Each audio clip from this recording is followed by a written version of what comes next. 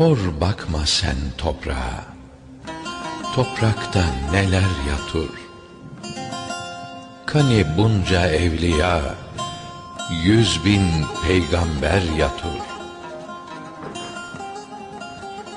Cennette buğday yiyen, gaflet gömleğin giyen, hem dünyaya meyleden Adem peygamber yatur.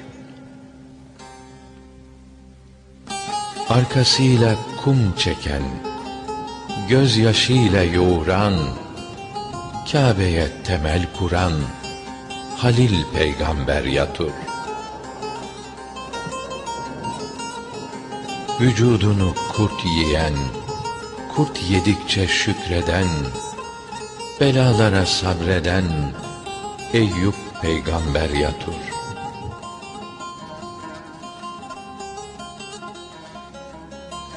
Balık karnında yatan, deryaları seyreden, kabak kökün yaslanan Yunus peygamber yatur.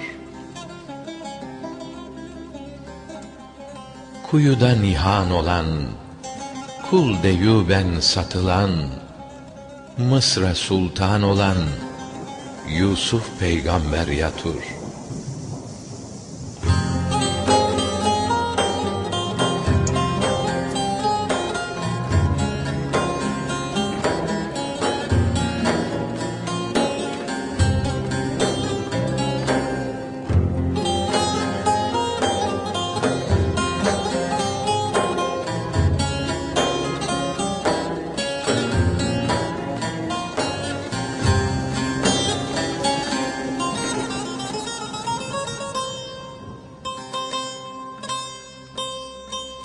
Yusuf'un yavu kılan, kurt ile davi kılan, ağlayıp göğsüz kalan Yakup peygamber yatur.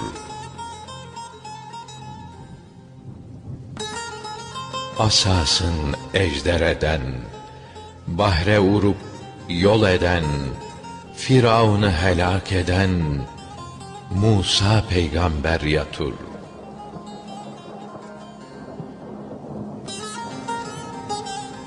Ol Allah'ın Habibi, dertlilerin tabibi, enbiyalar serveri, Resul Muhammed yatur.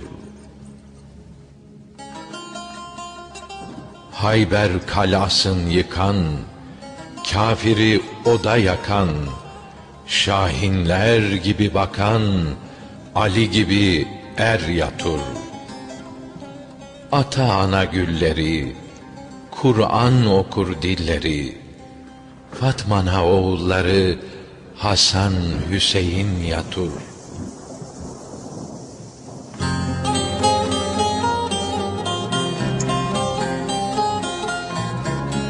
İğnesin suya atan, balıklara getirten, tacın tahtın terk eden İbrahim Ethem yatur.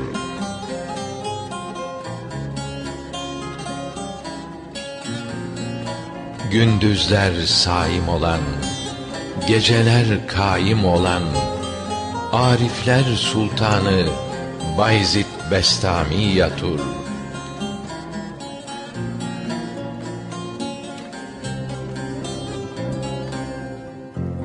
Hakikat erleri geçti dünyadan her biri, Konya'da ol Mevlana Hüdavendigar yatur.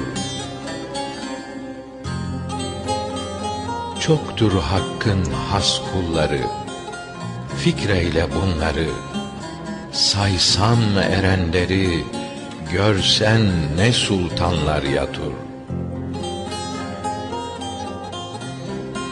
Yunus, sen de ölürsün, kara yere girersin, kara yer altında çok günahkar kullar yatur.